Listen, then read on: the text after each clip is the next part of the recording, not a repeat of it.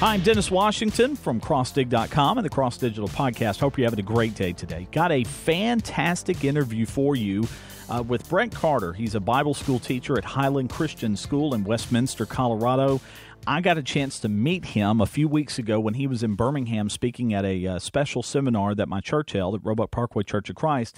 The topic, Real Life in a Virtual World, basically how social media and technology has changed the way we all communicate, not just our teenagers, but adults as well, and in some ways really hampered our ability to communicate normally with people.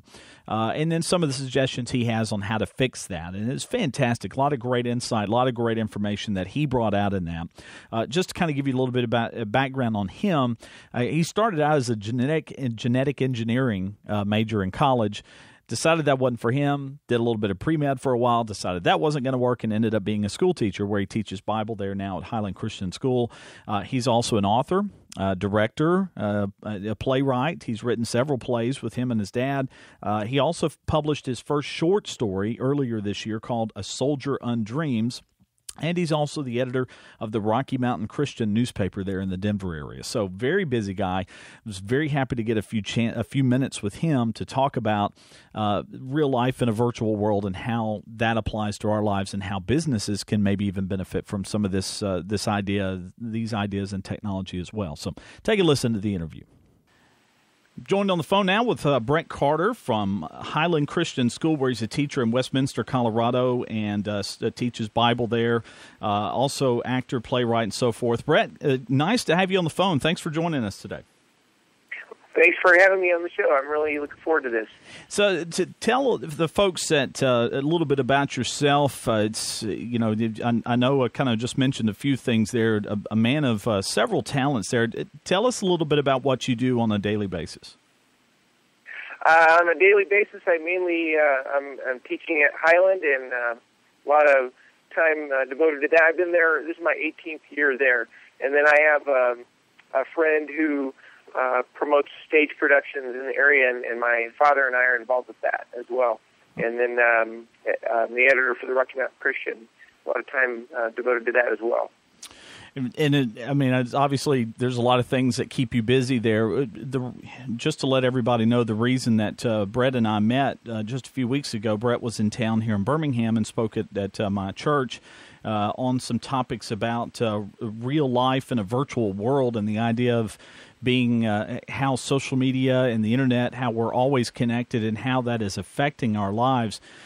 Bret, just to kind of get into that a little bit, this whole concept about how technology has improved yet our lives, yet in some ways can hinder us as well. Kind of give us an overall concept of what you're talking about there when you were in Birmingham with us.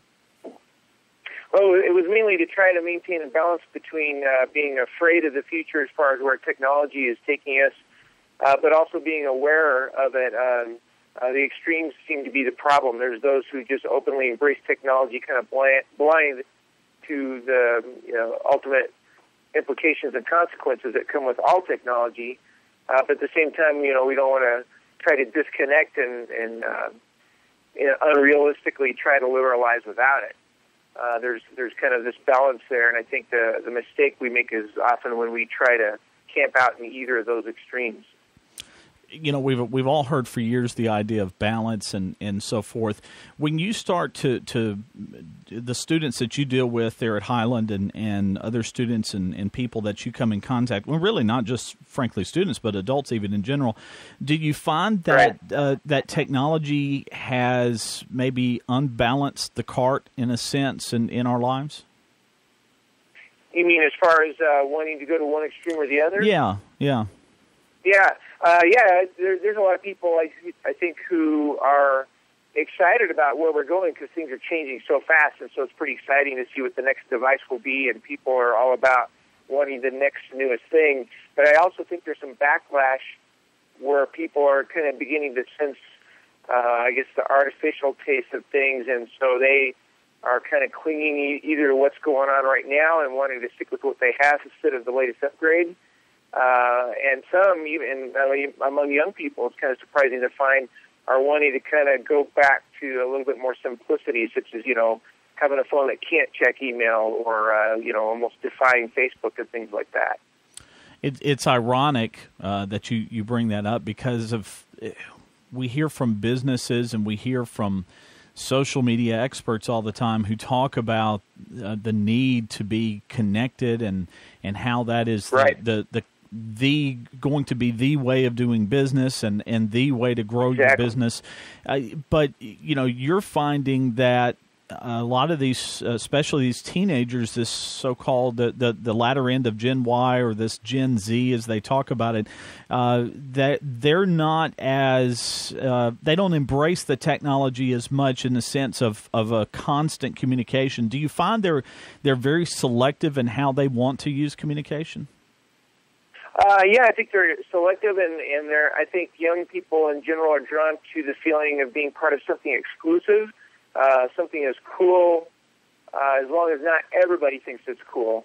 That can be, to the kiss of death for something's popularity is, they want to feel like they're among the few that are part of it.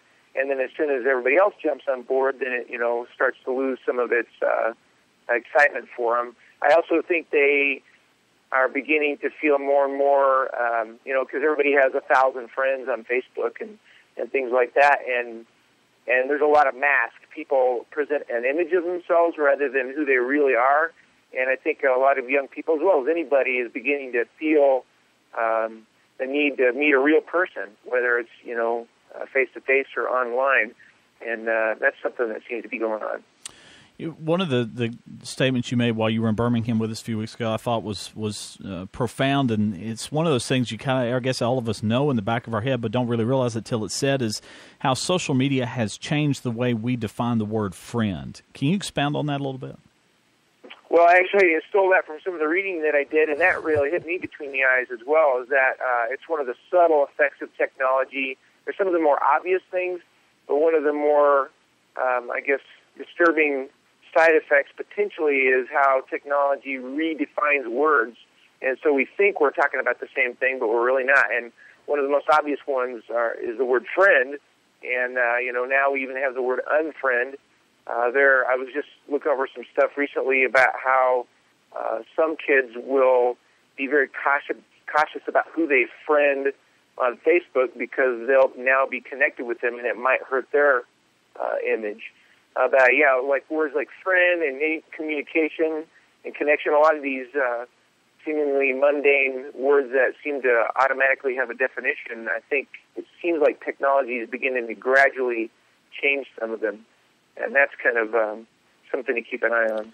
Well, and I mean, and this kind of ties in with what we were just talking about how cautious especially some teenagers have become with technology. Do you think that at some point teenagers may try to or may take the word friend back to where we've always considered it before technology? That's a great question. I either that will happen, they'll take the word back, or they'll come up with a new word. And that's one thing that I've really enjoyed being around young people is they can still play. In other words, think outside the box. A lot of us grow up and we, think about things a certain way. Even as we teach young people how to speak correctly, they're playing with language and inventing phrases and words that ultimately we take on as the standard and then begin, incorporating that. But, yeah, I think they will either take the word back or they'll come up with a brand new term to kind of trump the original word, and then we will incorporate that. I don't know what that will be. If it's, some kind of word that represents friend that we don't have yet. Right.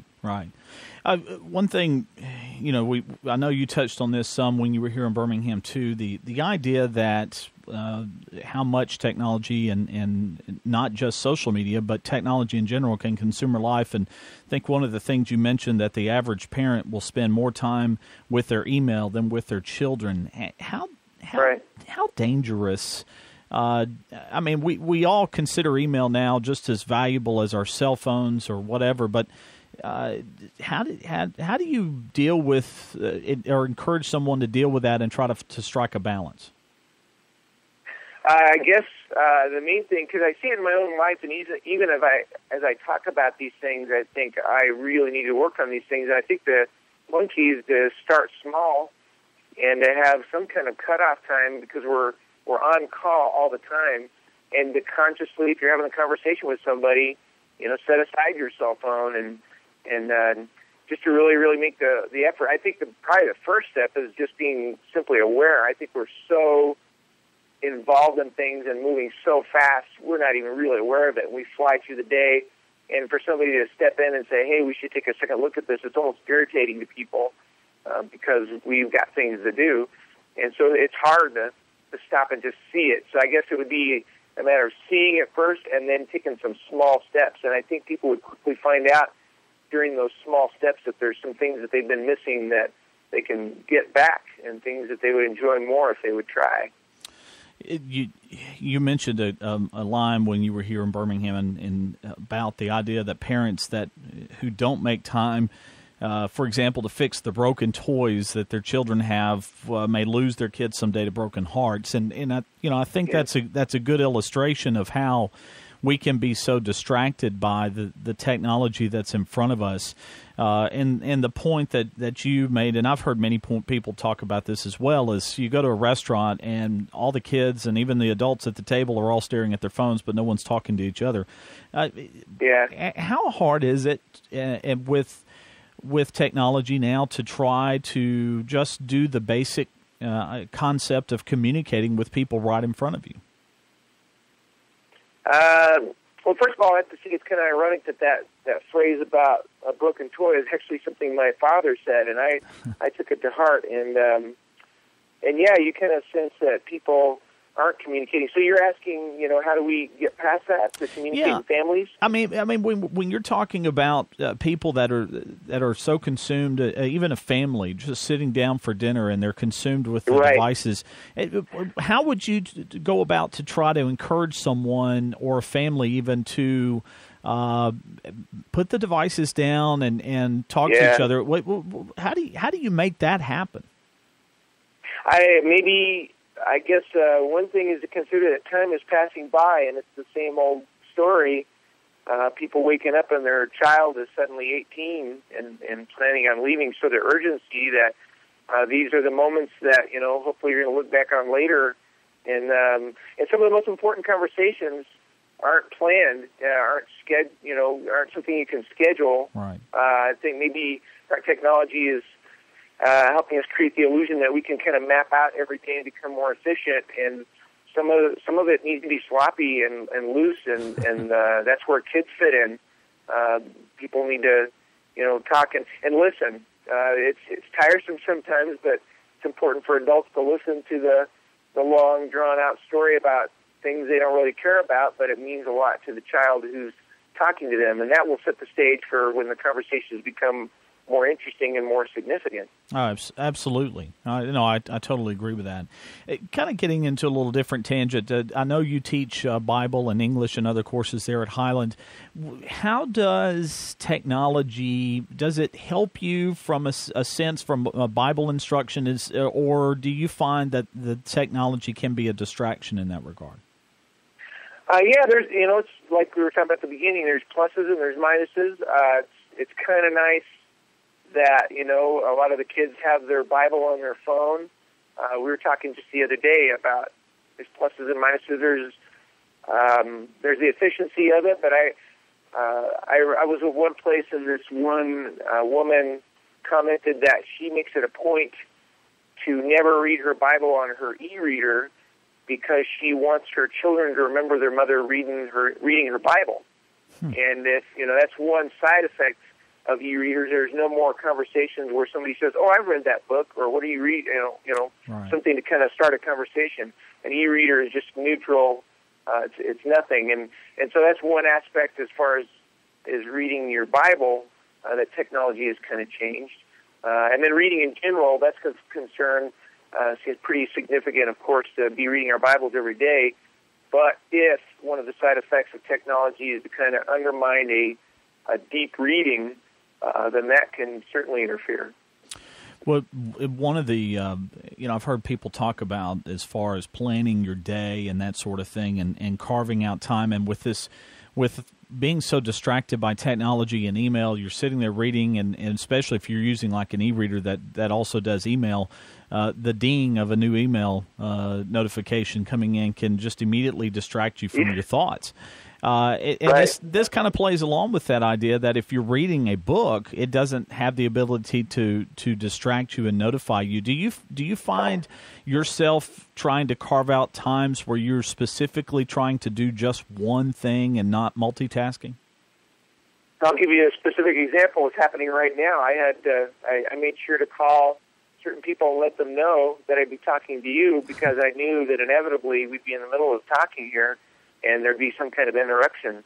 So I felt, this kind of ominous feeling that, I couldn't have a conversation without being interrupted. You said something, remind me of, a student said this yesterday, because this has been on my mind. I knew I'd be talking to you, so I kind of found some things off the kids at school to ask them. And one girl said that technology today and reading online, it's a lot like opening a book and finding a TV inside.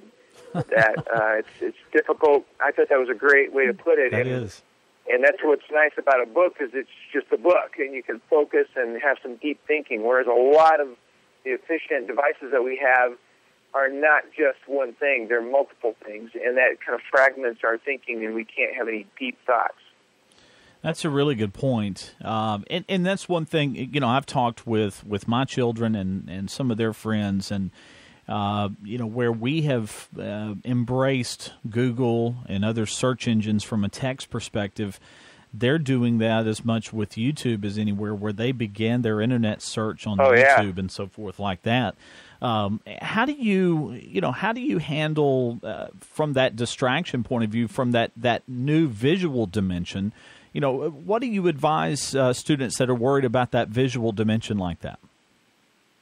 That they will be easily distracted? Yeah, but I mean, in a sense of not just from the notification of an email ding, but now we're talking about the TV inside the book.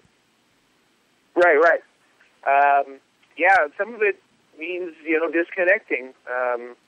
Are you talking about, like, if they wanted to be online and not be distracted, to maybe do some searching in that regard? I mean, exactly. Yeah. So if you are reading or consuming from a device that is connected, or if you're just in an environment where you're surrounded by technology, how would you advise someone like that to try to be able to focus their time on one thing and not get distracted with the multitasking world we live in? Well, one thing comes to mind. One of the students mentioned that what irritates him is when he gets online or at a website and it's just covered in ads, and he can, it's just a real distraction. And so he has found a way to switch those off. Okay. So you can use the system itself to say, okay, I just want to focus on this. I think it could take a conscious effort. It could take also looking for the things that aren't so fragmented. There are some things that are a little more focused than others, and then some are just, a circus of different links and things like that. I guess it's like the internet in general. You have to work a little bit at searching for the legitimate or worthy stuff, and it takes a little effort to find those things. No, I totally agree with that. I totally agree with that. From I guess, every business in particular, and I deal with a lot of business and a lot of clients, and of course they're very interested in what teenagers are interested in from a technology point of view. What do you find as far as either social media platforms or apps or so forth? What is the popular trend that you see right now with students? A lot of games, and the feeling, like I mentioned before, of something exclusive, and this is probably true of all of us, but it seems like especially the younger generation likes to be, at the front of the line, who discovered this thing that nobody else knows, and they can be the first to kind of do the word of mouth thing. But they're drawn to, a lot of it is word of mouth. Of course, that's very, very powerful. But they'll be talking about, I guess. Yeah, not necessarily any apps that I've heard about or anything, but definitely, the latest, funniest meme or what's trending now kind of thing. Sure. They'll talk about different videos. When you talk to them as well, there's a lot of issues that come up around privacy and privacy settings. I know Facebook has dealt with that a lot as well. What do students have to say about privacy or their actions, I guess, maybe speak louder than words, the apps that they end up using? Do you find that they're more worried about privacy than maybe the adults are?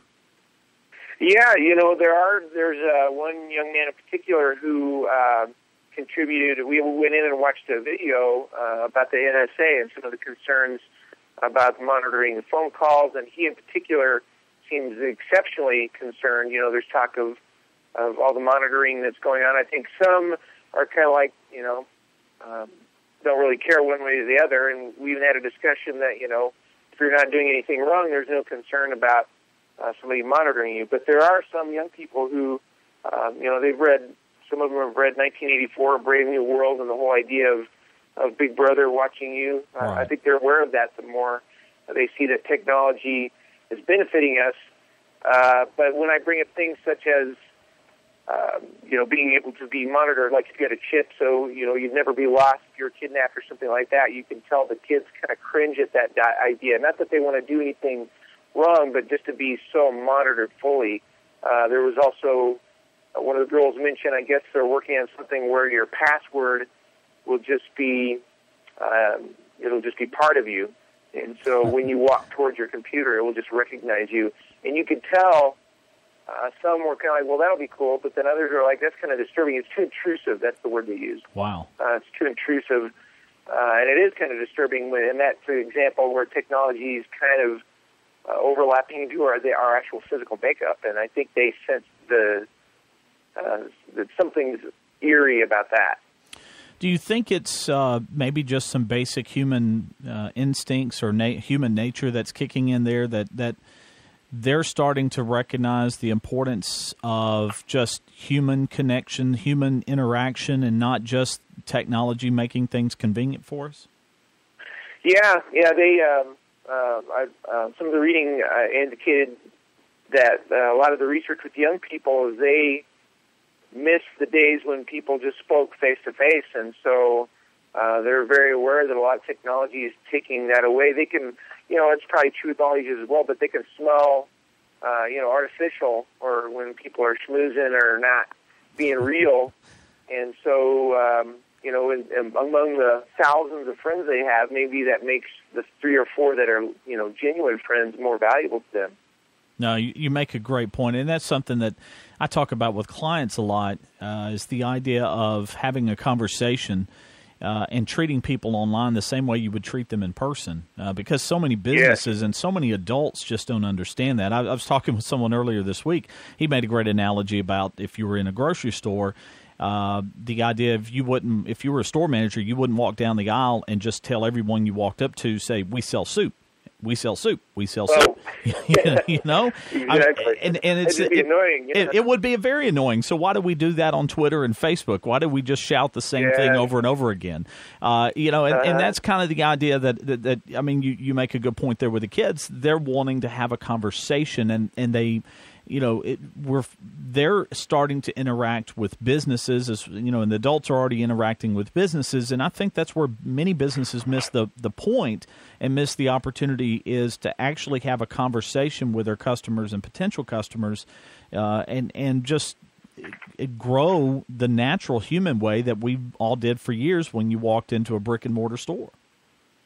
Exactly. I think people can tell when somebody has an agenda when they're talking to them. There's a lot of stuff on YouTube that's really, really popular, of course, and I think I was thinking about this, that as technology becomes more and more prevalent and there is that artificial tone in so many things, when somebody's doing something just for fun and being real, people love that. They want to see a human being, and so even if it's strange or kind of stupid and low budget, they will they'll be drawn to that because they see somebody actually being creative, right, and having fun and being real and being a human. Yeah, no, exactly, and that's something that it's funny to me. You people generally, for the most part, most people know how to communicate well in person, but then they go to work, and for some reason, when they walk in the front door, they don't know how to act human anymore. And they're Right. behind the business wall, and all of a sudden they feel like they can't be like a human, and that just bugs me, because I'm like, look, you're still a person. You're just communicating with people that have an interest in your product or your service. And I sometimes I think the teenagers probably understand that better than the adults do. Yeah, because I think what you're saying, when they get to work, they're too conscious of the image that they have to maintain, and maybe they feel that the real version of them is just not going to fly. You have to become this other person, in our profiles and our, everything online. We're constantly presenting this image, and when we're stripped of that, we're just, who we are. Right. A lot of people seem to show insecurity. That's something else I noticed too. Not just Facebook, but a lot of things. But a lot of our self-worth seems to be, traced back to how many likes we got for a post that we made. Yeah. And, how popular we are in that regard. Yeah. So I think, people no, go ahead. And they're afraid. I'm sorry. I didn't mean to interrupt. Go ahead.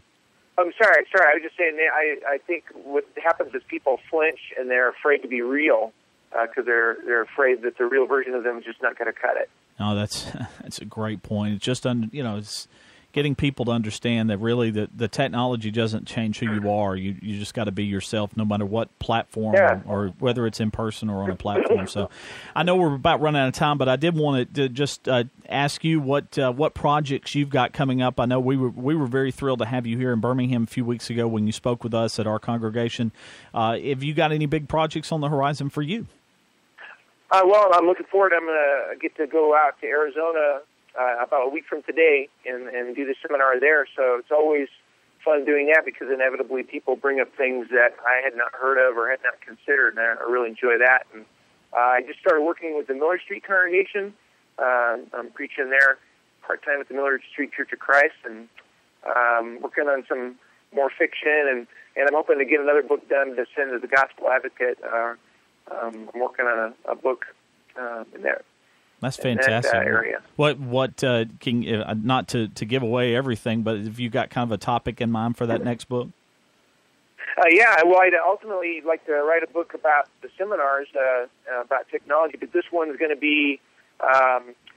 They have to understand a little bit of background. I've been single a long time, and it's called Life Among the Married People, and it's kind of like Jane Goodall Among the Apes, kind of a tongue-in-cheek thing about a single person observing marriage and as things change for me and just my observations in that world. Sounds great. Well, we look forward to it, and we appreciate your time today. Thank you so much for joining us. Well, thanks for having me. I really appreciate it. And again, that was Bret Carter from Highland Christian School in Westminster, Colorado. Really, really appreciate the time that Bret offered us today. And I don't know if you felt the same way I did, but just a lot of great insights into how technology is being used, especially by the teenagers that he and deals with every day. We're always trying to figure out as a business the best way to engage our customers and get them to buy our products. I mean, ultimately, we want to make money here. But as has been pointed out and well documented, this idea of shouting messages at people may work in some old school traditional media platforms, but when it comes to a social media platform, it may not work. This is about having conversations, a long-term growth strategy, developing relationships with customers and potential customers, and you're just not going to do that from a megaphone or a bullhorn. It is about having a conversation. That's really what these teenagers that Bret encounters every day, that's what they're really craving, is this conversation, something real and not fake, something authentic and unique. And that's really, really what they're looking for. So, Bret, thank you again for the time there. If you know someone that you think would be a great guest on this podcast, please send them my way. Visit crossdig.com. Contact me there as well. I'll also have show notes on how you can get in touch with Bret Carter, look at some of the sessions that he had at Roebuck Parkway Church of Christ. I'll have links to those in the show notes as well, so you can catch all of that at crossdig.com. Just search for Bret Carter podcast there on the website. Thanks so much. Have a great day. Good to see you. Look forward to seeing you again next time on the Cross Digital Podcast.